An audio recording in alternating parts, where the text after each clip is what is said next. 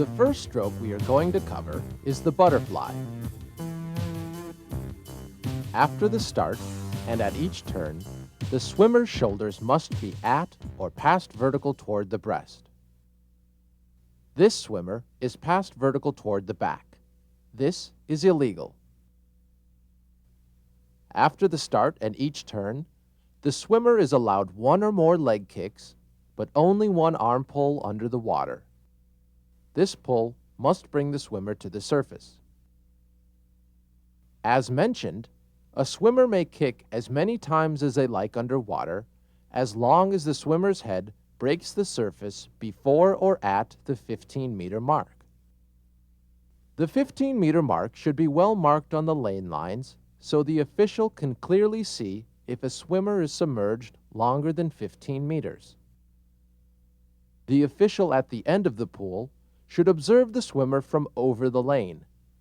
If the swimmer kicks out on her side, the official must determine that the swimmer is not past vertical toward the back. To determine if the swimmer is past vertical toward the back or breast, the official must observe the relative position of the upper shoulder to the lower shoulder.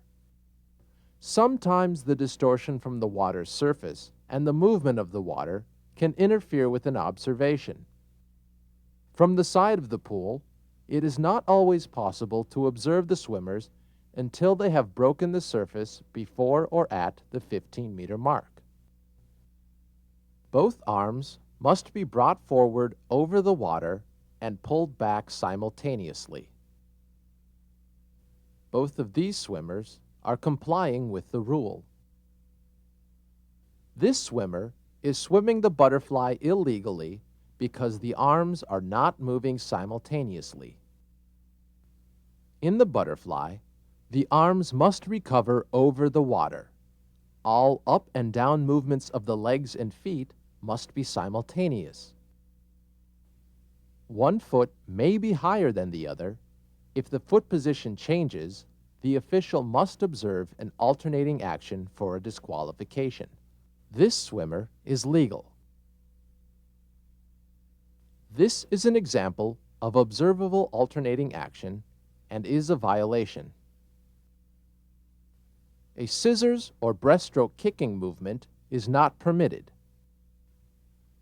From the side of the pool, the best position to observe a butterfly race is slightly behind the slowest swimmer with a clear view of all the assigned lanes. When the swimmer comes to a turn or finish, the body will be on the breast. The touch shall be made at the turn or finish with both hands simultaneously at, above, or below the water's surface. The hands don't have to be on the same plane, but must touch simultaneously. That is, one hand can be above the water and one below, as long as the hands touch at the same time. Remember, you judge the touch by the hands.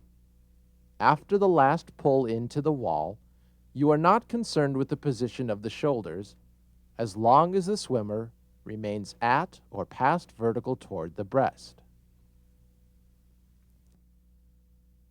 Once the two-hand touch has been made, the swimmer may turn in any manner desired.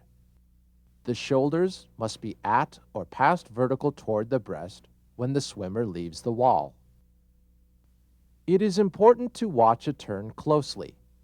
The turn judge at the end of the pool should observe that the swimmer uses proper stroke into the wall. When the eyes shift from the full body to the two-hand touch, they should not shift back. It is important that the official focus on the actual touch, because many swimmers touch the wall very quickly with both hands, and then one hand will immediately leave the wall. In other words, both hands touch, but one hand just brushes the wall and then is off again. An official observing the turn too late may wrongly think the swimmer didn't touch with two hands and make an incorrect call. When the swimmer leaves the wall, the official should watch the feet leave the wall and then check to see that the proper body position has been attained. Remember, If you are not completely sure of what you observed, then the swimmer gets the benefit of the doubt.